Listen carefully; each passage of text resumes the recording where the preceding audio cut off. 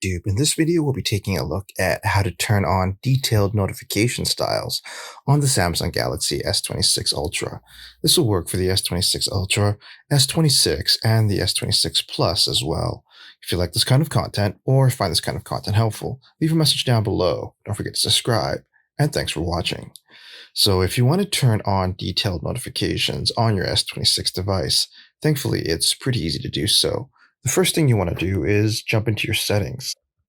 Once you're in your settings, you want to scroll down and you want to look for notifications. And then from there, what you want to do is hit notifications.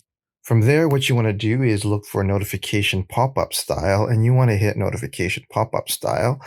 And then from there, what you want to do is hit detailed, and then you'll get detailed notifications. And there you have it, everyone. Just a quick tip on how to turn on detailed notifications for the Samsung Galaxy S26 series of phones. If you like this kind of content or find this kind of content helpful, leave a message down below. Don't forget to subscribe, and thanks for watching.